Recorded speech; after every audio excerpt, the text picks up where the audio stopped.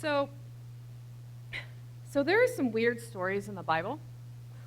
Let's just be honest. Um, there are some weird stories in the Bible.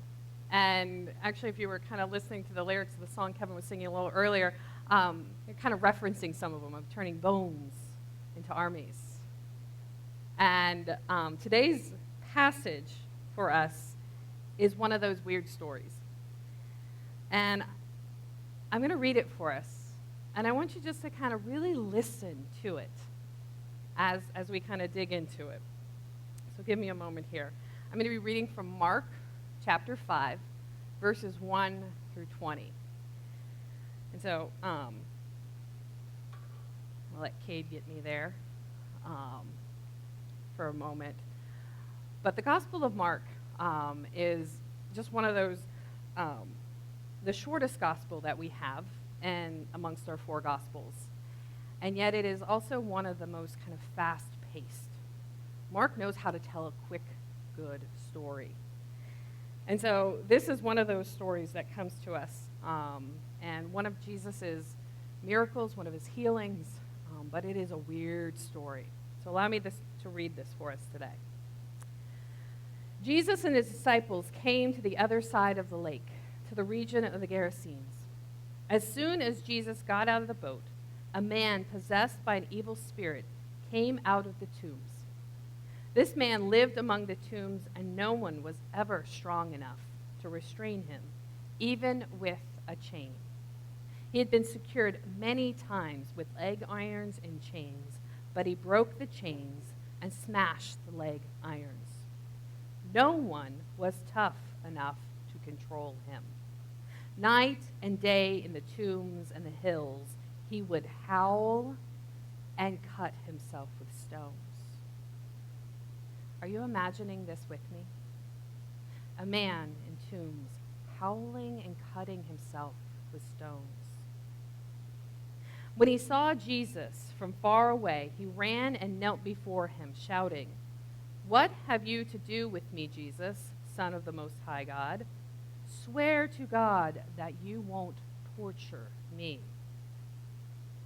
He said this because Jesus had already commanded him, "Unclean spirit, come out of the man." Jesus asked him, "What is your name?" He responded, "Legion. Legion is my name, for we are many." Can you imagine someone saying that to you? They pleaded with Jesus not to send them out of that region. A large herd of pigs was feeding on the hillside. "Send us into the pigs," they begged. "Let us go into the pigs." Jesus gave them permission. So the unclean spirits left the man and went into the pigs. Then the herd of about 2,000 pigs rushed down the cliff into the lake and drowned. Those who tended the pigs ran away and told the story in the city and in the countryside. People came to see what had happened. They came to Jesus and they saw the man who used to be demon-possessed. Remember, the man who was howling in the tombs, cutting himself with stones, who could not be restrained with chains or leg irons. This is the man they now see, who'd been filled with many demons, sitting there fully dressed and completely sane. And they were filled with awe.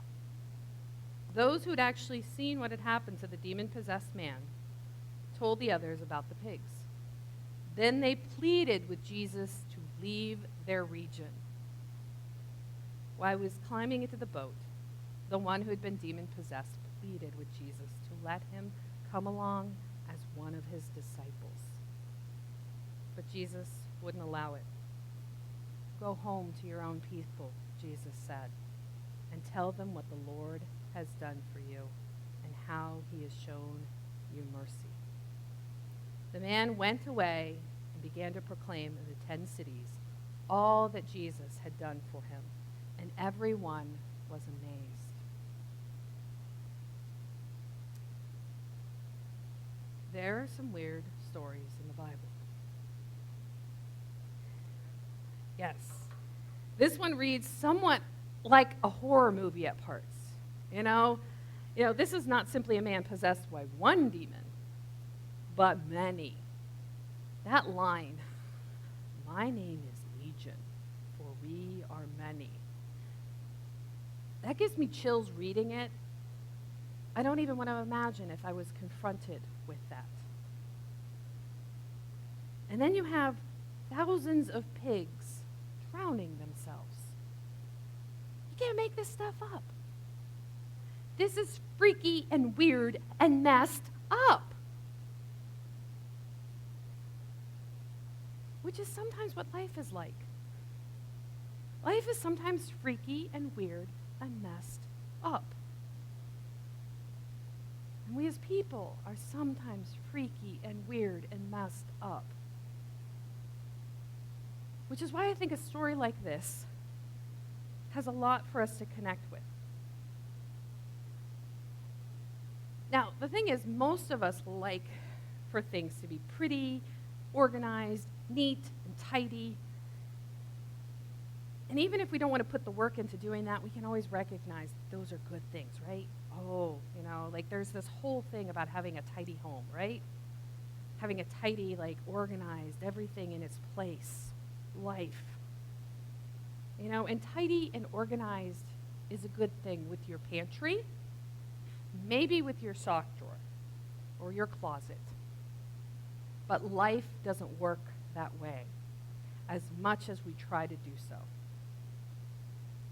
See, when we expect our life, or more importantly, people, even yourself, to be neat and tidy, you are bound to be disappointed. Even Marie Kondo, the queen of tidying up, has recently come out to say that life with kids means that not everything will be neat and tidy. Welcome, Marie. Welcome to the club. Welcome to finding French fries and chicken nuggets in places you never imagined they could be stored. See, not everything can be controlled and put in its place. Not everything wants to be controlled or put in its place. Or not everything is going to do, or not everybody is going to do what we expect them to do. As much as we tell them, as much as we try to set them up and control them to do so, it's not going to happen. And yesterday I was sitting with my brother and my sister-in-law, and they were telling me about plans for my nephew's wedding. My nephew is the oldest grandchild, and I love him. I love this. He's not a kid anymore, but he still is. I just love him. And hearing them talk about their wedding plans. Zach is very laid back. Just tell me what to do kind of guy. And his fiancée is a woman who is not like that at all. She is a woman who is very much about control. She has a plan, and you are only on a need-to-know basis. And she will tell you when you need to know it, only when you need to know it. I have no doubt that she has not a 5-year plan, but a 30-year plan. And most things, I think, in her life have gone according to plan for her. And the thing is, I really worry when things don't go according to plan for her. Because that need for control and having those high expectations without room for grace and failure can wreck us. And in many ways, I am like her. And I was chuckling because I have been her. I make plans. I make plans for my plans. I make plans to plan. This is my need for control. And my plans for my future haven't always turned out the way I wanted. And in many times I have been disappointed and heartbroken. And dealing with that disappointment, dealing with that heartache of dreams that are lost, it's been crushing. And it's been overwhelming. And when the pain of that kind of heartache goes on for a while, it can drive us to hide to isolate from the world because it's too much to deal with the hurt. And it actually sometimes can increase our need for control. If only, that's the lie we tell ourselves, if only I had planned better, if only I had done this better, if only I had thought about this first, this wouldn't have happened. And we end up in many cases where we are here physically, but our hearts are locked in a tomb of our own making. And that pain can chain us, can hold us, can rob our lives of joy and abundance. And this weird, messed up story in Mark's gospel speaks to pain and loss. Now, we read about a man who is possessed, which is messed up to begin with, for sure. And then we find out that he lives in a graveyard. Not your typical housing arrangement. But then we also learn that he is so destructive, especially to himself, that others have tried to control him by chaining him up. They have tried to physically restrain him. They've not only tried, they haven't done the things we usually do, which is manipulate people. They have physically chained this man in order to control him. And his pain pours out of him in howls and hurting himself through cutting. I imagine that those who saw him were horrified by this. I imagine that the pain that drove him to this self-destruction is overwhelming. And the thing is, we aren't given a whole lot of backstory on him. We don't know what has caused this suffering. We're not given a reason. And we love reasons, don't we? We love reasons because it gives us something to grab onto, to explain why this pain has happened. I think we feel like that why gives us an additional sense of control, or sometimes helps us feel like, oh, that's why that happened. Well, I don't do that, so I won't have to suffer like that. I won't have that kind of pain. I see this a lot when people ask about health issues. Like, oh, he has cancer. Is he a smoker? Why does that matter? Oh, because if he was a smoker, then his pain is his fault, right? Because bad things don't just happen to people. We don't just have pain happen to us, right? Or do we? And I think we feel that sense of information helps create a barrier of protection, that we won't have to suffer like that. But we don't have this with this guy. We just see him in his pain. And I have no doubt that this has gone on for years. I mean, you don't just go to chaining somebody. I'm sure there were other attempts to help him before they went to chains and leg irons for him. So years of pains, years of being the one that people talked about. Like, you see what he's done now? See what he's doing to himself now? Years of people avoiding him, keeping their distance, pushing him away. Years of people looking anywhere but in his eyes, looking at him as if he's human. Embarrassed, probably, and uncomfortable by his pain. So much so that they restrain him so they don't have to see him, deal with him. And this is the scene that Jesus comes into. This is the situation Jesus arrives to from the boat across the waters. Now, when Jesus arrives, his first thing is to command the unclean spirit to come out. And the response is to kneel and beg for mercy. Begging Jesus, don't torture me. Don't torture us. So we hear that which has possessed this man, that which is causing this man so much pain, is speaking to Jesus, asking for mercy. This is weird. This is a weird situation. And this is where we get that amazing piece of dialogue. We are legion, for we are many. And in this story, scholars love to pick at all the details. Gather bits of information about where Jesus is. They pick up on the fact that there are pigs here and a graveyard. And then the idea that this is a place called the 10 cities or the Decapolis. So they know that this is not Jewish territory.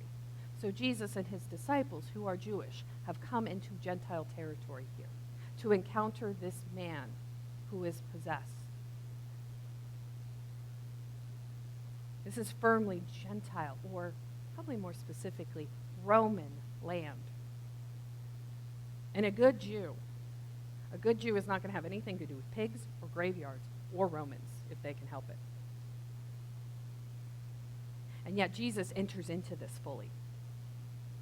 These things, pigs, graveyards, Gentiles, make people unclean, contaminate them. And so Jesus should have avoided this situation. He should have avoided this potential for contamination. He should have tried to prevent it, and yet he walked straight into it. And faced with this man who is possessed by demons, naked and isolated, and self-destructive. This poor man, in the eyes of many, represents what happens to people who are oppressed, perhaps by something like the Roman Empire. So you have this man who, in some ways, represents what happens to you when the world gets its claws into you. And then you have Jesus,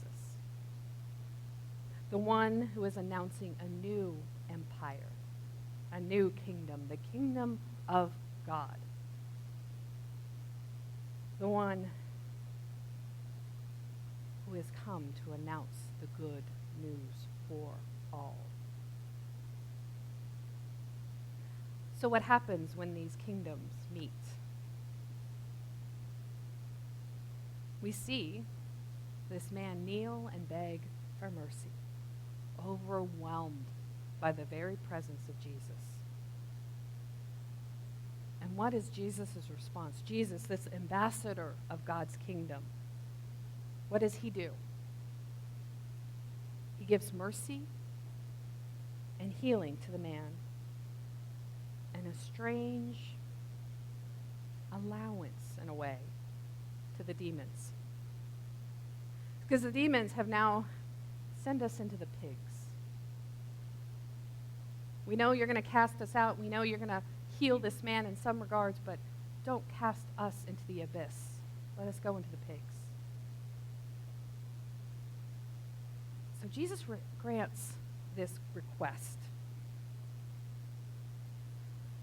And then the story gets weirder. And I think because unhealed pain is so destructive. Because unhealed pain is so destructive, the pigs are driven into the sea.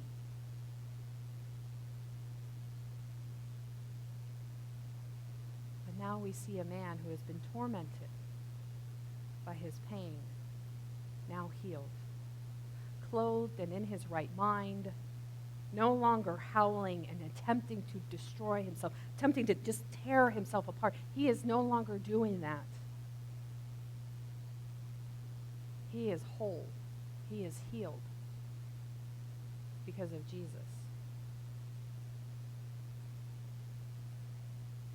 And if that weren't enough to kind of catch our attention, we now see the response to what happened. We see how the people who have witnessed this man, the self-destructive man, how they respond when he is healed. They are shocked. And then it gets even more messed up. See, you think about like what they've witnessed in this man and now seeing him made whole, meaning he's now healed. Seeing his pain for years and now it's gone. they ask the one who has healed this man to leave, the one who has worked a miracle that they could not have ever imagined, to leave. Like, Jesus just delivered this man from a life of pain, and you are so uncomfortable with this that you ask the healer to leave. You ask the miracle worker, the way maker, to leave your region because you can't handle this healing. That is messed up. And I kind of ask myself, did they ever ask the man who was possessed to leave? This man who made them so uncomfortable they had to chain him up. This man who howled and cut himself. Did they ever ask him to leave? I doubt it. But they asked Jesus to leave. Jesus had made them even more uncomfortable.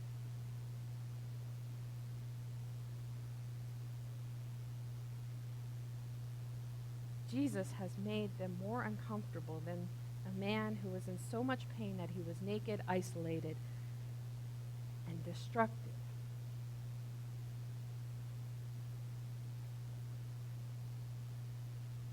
Is it because they could control the man by chaining him, even for a little bit? Was it because they could at least keep him to the tombs, to the graveyards, so that they didn't have to deal with him on a daily basis? Isolating him, keeping him from community? Is it because they had a small measure of control over this man and none over Jesus? Is that what makes them so uncomfortable?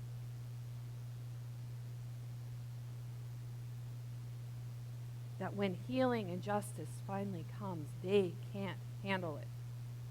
They can't deal with it because they are so used to the drama and the trauma of life that they can't handle healing. They can't handle wholeness when it's confronting them in a person before them. This response to healed pain is messed up. And yet so very human. See, we so often push away what makes us uncomfortable, even when it is our own pain. We numb ourselves to it most often. We Netflix out. We bury ourselves in work. We try to control more and more in an attempt to hold the pain back.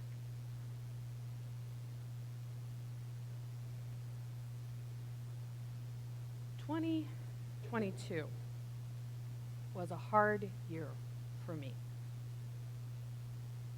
And the thing is, there was no singular crisis or eruption that wrecked me. There was no singular thing I could point to. It was like 1,000 paper cuts, slowly bleeding me dry. I can point to some things, things that were stressful. We moved. We had several transitions. We had some health issues, but nothing major, nothing really devastating. All was manageable. And yet it wasn't, because the weight is cumulative. It just seemed to keep coming, pushing, not letting up.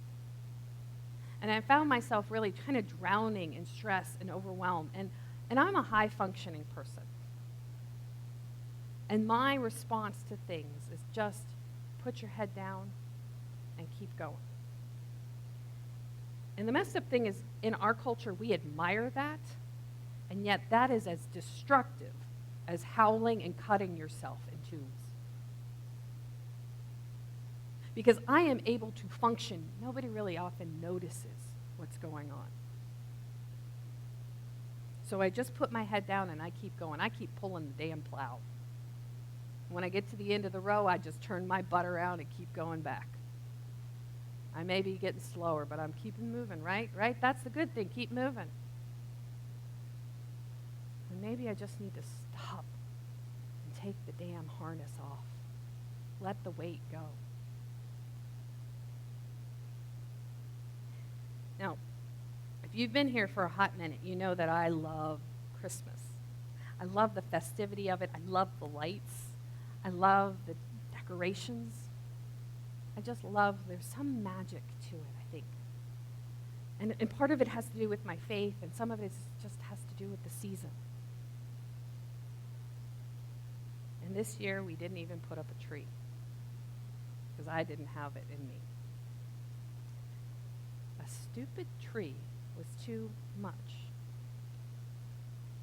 I mean, we have a pre-lit, in a box tree. You take it out of the basement, you find a spot for it, you plug in, and it's done. Too much. Because throughout that year, the cumulative weight just kept pushing. And it was just too much to even, one, ask for help, or see a way to change some things, to lessen the load.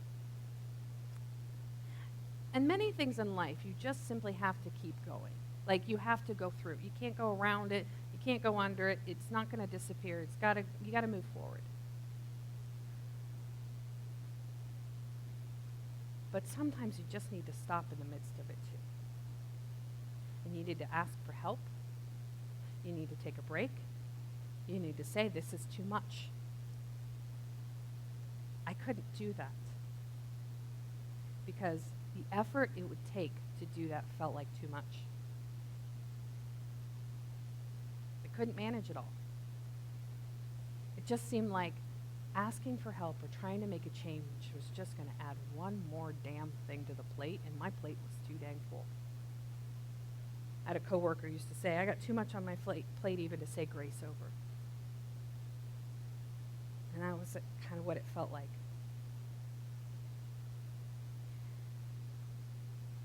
And I lied to myself. I lied to myself that it was easier just to keep living like this. Just keep putting one foot in front of the other.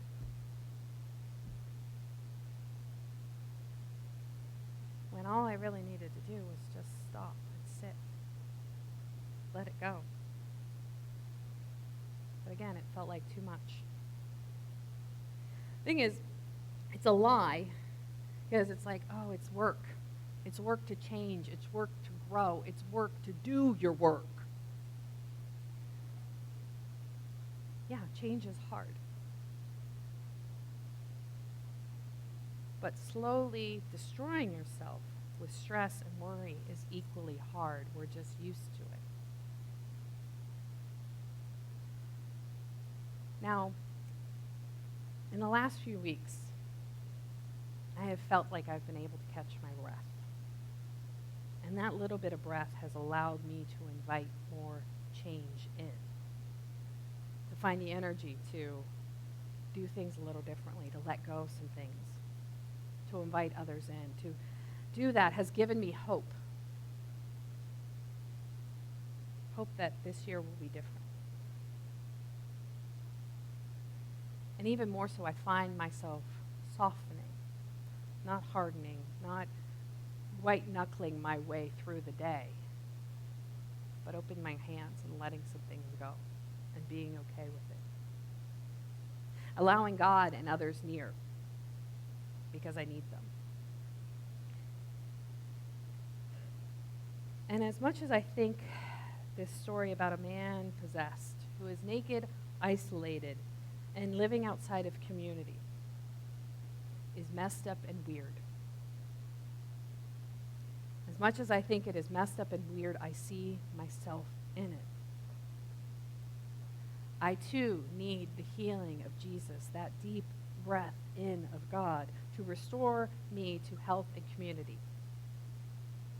And what gets me even more so than seeing myself in this man is seeing Jesus in him.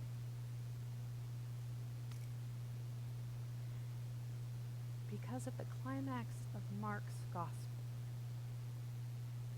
we find another person, naked, isolated, outside the town among the tombs, bearing the discomfort and pain of many, letting evil do its worst to him on the cross. We find Jesus in Mark's gospel much like our man who is possessed, naked and isolated. We find Jesus in the same spot on the cross later in Mark's gospel, bearing the pain of the world. So when we are faced with suffering, I think we need to do a few things. We need to not turn away or try to control it. And not to do those things, especially if it's our own. But we need to apply the gentle, healing message of Jesus. Identifying with, not separating from their pain. And that when we do that, we invite the healing of God into those situations. And at the conclusion of this story, the man asks to go with Jesus. He pleads with him, much like the demons pleaded with him to spare them. This man wants to stay with Jesus, and Jesus says no. He doesn't want this man to depend on him in that way. He wants him to depend on him in another way. Because this man has now purpose in life. As one who is healed and whole now, he is encouraged to live a new life in his community, his space, his life, sharing the healing and the hope that he has found in Jesus. And I believe we are invited to do the same. Amen.